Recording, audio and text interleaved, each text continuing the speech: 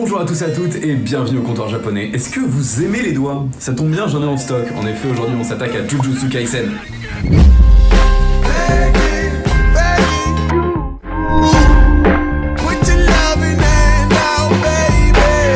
Jujutsu Kaisen est un manga prépublié dans le Weekly Shonen Jump de la Shueisha depuis 2018. À ce jour, on compte 23 volumes reliés et en France c'est édité par Kiyun. Le manga est dessiné par Geke Akutami. Le manga a également connu une adaptation animée réalisée par les Saint Studios Mappa. La saison 1 de l'anime a notamment remporté les Anime Awards de l'année 2020. Yuji Itadori. C'est le manga le plus vendu de l'année 2021-2022 avec plus de 70 millions d'exemplaires écoulés dans le monde. Ce qui en fait déjà un des mangas les plus vendus de tous les temps. Alors je voudrais remercier ma famille. On a aussi eu le droit à un film d'animation Jujutsu Kaisen 0 qui fait office de préquel. Très sympa pour l'avoir vu au cinéma, très cool, l'animation, le sound design. Dans cette vidéo, on va seulement analyser le contenu de la saison 1, donc ceux qui sont en train de regarder la saison 2 de l'anime, vous pouvez rester, ne vous inquiétez pas. On a encore eu de la chance. Donc c'est parti pour un petit résumé pour remettre un petit peu de contexte là-dedans. Donc Jujutsu Kaisen raconte les aventures de Yuji Itadori, un jeune lycéen lambda avec la force surhumaine qui fait partie du club de spiritisme. Un jour, il retrouve une relique maudite très rare. Sinon, c'est pas drôle. Il s'est avéré finalement que la relique est en réalité un des doigts de Ryumen Sakuna, le plus puissant des fléaux sur Terre. Bien évidemment. Les mecs du club de spiritisme décident donc d'ouvrir la relique, et là, à ce moment-là, de nombreux fléaux très puissants les attaquent. Bien évidemment. Yuji décide donc de les sauver avec l'aide d'un exorciste professionnel. Lors d'un des combats, il va manger le doigt maudit pour devenir plus puissant et pouvoir tous les sauver. Mais qui aurait pu imaginer un truc pareil? Vous êtes en train de me dire que lui et le démon cohabitent dans le même corps? Étant devenu le Jinchuriki, pardon, mauvais manga, il est donc condamné à mort par l'un des plus puissants exorcistes du monde, Satoru Gojo. Oh, you touch my trap. Néanmoins, il décide de garder Yuji en vie et d'en faire le réceptacle de Sakuna et de le tuer le jour où il aura avalé tous les doigts. Oui, il a 20 doigts à manger.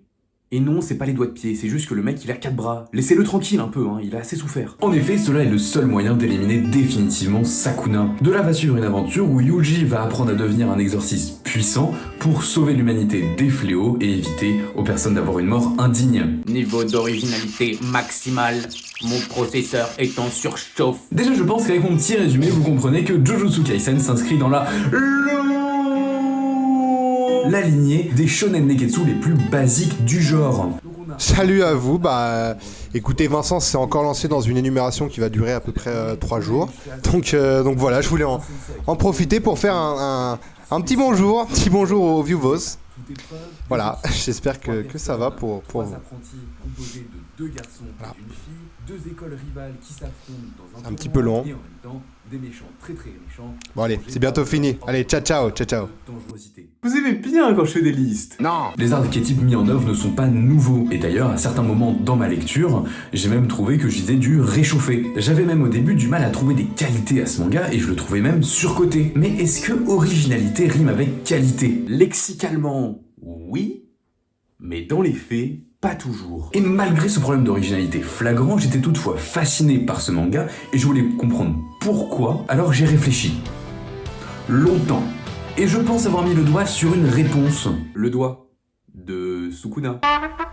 On va donc essayer de comprendre pourquoi Jujutsu Kaisen a eu autant de succès. Donc si ce n'est pas avec ses archétypes et son originalité, c'est peut-être avec son dessin que le manga brille. Et bah là, pareil, j'ai pas trouvé que le dessin était fulgurant, je l'ai même trouvé assez gras, et la mise en scène très bateau dans les scènes de récit. Même j'ai trouvé qu'il y avait un petit air de ressemblance avec l'auteur de Chainsaw Man.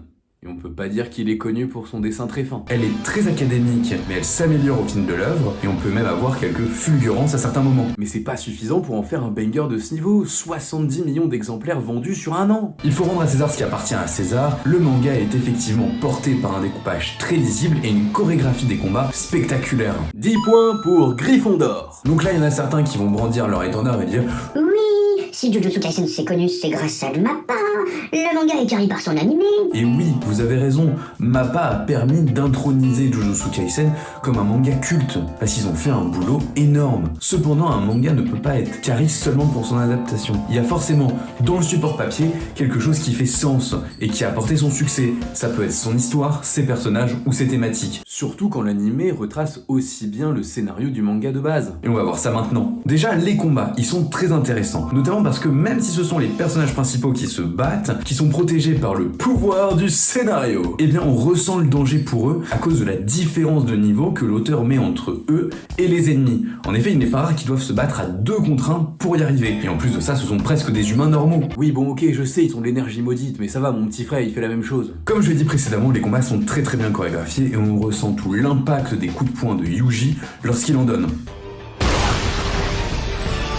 Celui-là, je vous le dis direct, je veux pas me le manger, je fuis. On ressent de l'émotion pour les personnages principaux et même pour les personnages secondaires, même si certains restent dans cette saison sous-développés. J'espère que ça viendra plus tard. Mais il y a quelque chose qui les rend attachants. Ils ne sonnent pas faux car à chaque fois il y a des éléments qui vont leur donner du cachet et qui vont permettre de les réintégrer à l'intrigue principale. On a par exemple Yuji qui est le personnage principal, au grand cœur, classique, qui cherche à sauver tout le monde. J'insiste bien sur le tout le monde. Et donner un sens à sa vie avant sa mort. Il va être confronté à des choix moraux tout au long de ses aventures, notamment lorsqu'il va devoir affronter 2 frères transformés en fléaux par les méchants très méchants, et notamment parce qu'il veut les sauver et qu'il sait qu'il reste du bon en eux. C'est vraiment un chic type. Il va hésiter à achever l'un des 2 frères, car il sait qu'ils ont gardé un lien fraternel très fort malgré leur transformation.